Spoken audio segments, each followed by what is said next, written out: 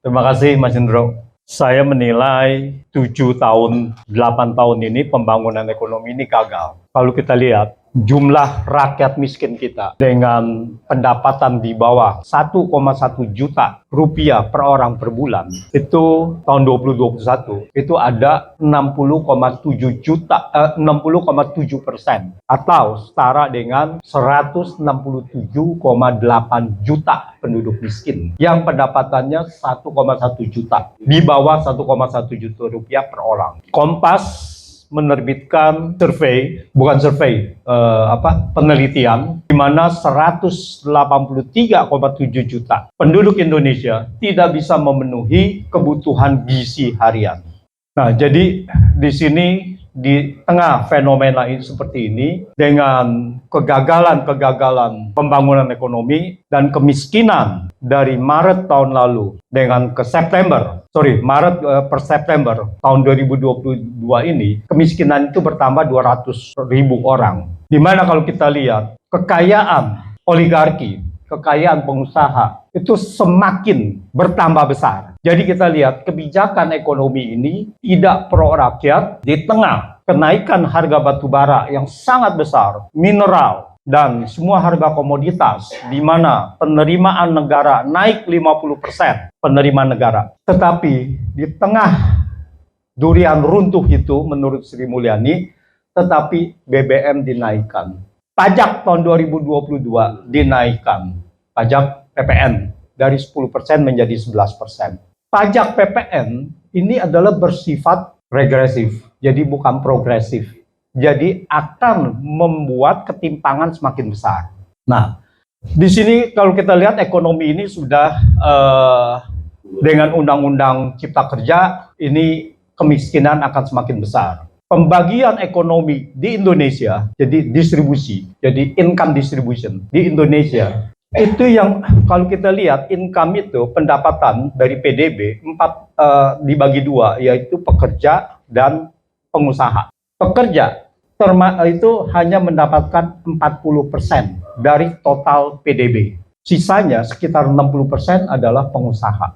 Di negara kapitalis yang sangat kapitalis Amerika, pendapatan distribusi kepada pekerja itu 60% lebih, sekitar 62%. Di Belanda 68%. Jadi pengusaha itu hanya sekitar 30 sampai 35%, sampai 40%. Jadi ini sudah sangat kebalikan, di mana Undang-Undang Cipta Kerja ini akan memiskinkan para pekerja kita, akan meningkatkan kesenjangan sosial semakin melebar. Nah, ini mengenai situasi ekonominya. Tetapi akhir-akhir ini saya juga memberanikan mengamati atau mengkritisi hal-hal yang terkait dengan kebijakan publik, karena saya membawahi juga Political Economy and Public Policy Studies gitu. Nah, di mana adalah salah satu Perpu dan sebagainya, ini adalah bagian dari itu. Kalau kita lihat, pemerintah ini tidak akan berhenti menyuarakan perpanjangan Presiden Jokowi. Pengikutnya tidak akan berhenti. Kita lihat dari tahun awal 2022 itu disuarakan tadi Pak Mung Saganda sudah mengatakan 3 partai menyuarakan, lalu 2 menteri Bahlil dan Luhut. Kemudian kita mengkritisi habis-habisan, ya. Saya menulis setiap hari pada saat itu, mengkritisi setiap ada keluar ini, saya mengkritisi terus. Dan kemudian Luhut keluar dengan big data, 110 juta orang mengatakan bahwa mereka ingin memperpanjang masa jabatan Jokowi. Dan kemudian ditunjang oleh lembaga survei. Lembaga survei memberikan justifikasi bahwa popularitas Jokowi naik menjadi 73% pada saat itu. Sehingga bahwa rakyat meminta Jokowi diperpanjang. Setelah kita mengkritisi secara keras, lalu kemudian lembaga survei balik badan kemudian mengatakan bahwa ternyata yang menginginkan, yang popularitas Jokowi tidak sebanding sejalan dengan keinginan memperpanjang masa jabatan presiden. Jadi mereka menolak, tadi yang dikatakan oleh Bung Fajrul.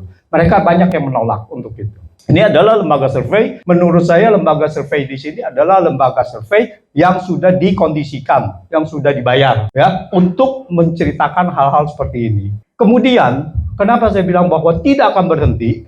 Ya, lalu kemudian Luhut menggerakkan yang namanya abdesi, ya, abdesi menuntut perpanjangan. Kemudian Ketua MPR Bambang Susatyo mengatakan bahwa kita harus pikirkan ulang lagi, akan terjadi chaos dan sebagainya, dan krisis ekonomi, maka bisa diperpanjang. Ketua DPD juga mengatakan seperti itu. Jadi tidak akan diam. Dan kemudian yang terakhir adalah sekarang ini kepala desa yang saya mengatakan ini akan dikompensasi. Setelah ini kepala desa itu akan meminta perpanjangan Jokowi, masa jabatan Presiden Jokowi. Di sini kita lihat konstitusi tadi sudah mengatakan yang sudah dijelaskan oleh semua ahli tata negara. Tapi pertanyaannya adalah, hanya konstitusi kita ini dilanggar, tetapi masyarakat diam saja. Artinya ada sedikit-sedikit kita bicara mengenai MK dan sebagainya, tapi kita tahu MK sudah bagian dari itu. Saya sudah mengatakan bahwa MK adalah melanggar konstitusi dan wajib dibubarkan. MK ini sudah melanggar konstitusi. Tidak bisa MK memberikan interpretasi melanggar undang-undang, tetapi dengan kondisi bersyarat. Dia menginterpretasikan. MK tidak boleh menginterpretasikan seperti itu. Nah, banyak sekali yang bertentangan dengan Undang-Undang Dasar, tetapi rakyat di sini tidak mampu karena DPR sudah bekerja untuk kepentingan eksekutif. Jadi di sini adalah koordinatornya adalah partai politik yang menguasai eksekutif, yang menguasai parlemen. Jadi bagaimana parlemen bisa mengontrol kalau di situ adalah mereka menguasai eksekutif juga, berkoalisi dengan 7 partai tadi di dalam. Jadi tidak mungkin mereka bisa mengontrol gitu. Maka itu bahwa undang-undang cipta kerja dan sebagainya bisa cepat, IKN bisa dengan cepat gitu. Contohnya yang terakhir adalah Perpu Cipta Kerja. Itu saya katakan tadi dikatakan oleh Bung Ferry Amsari, yaitu mengenai tidak ada hal ihwal kegentingan memaksa.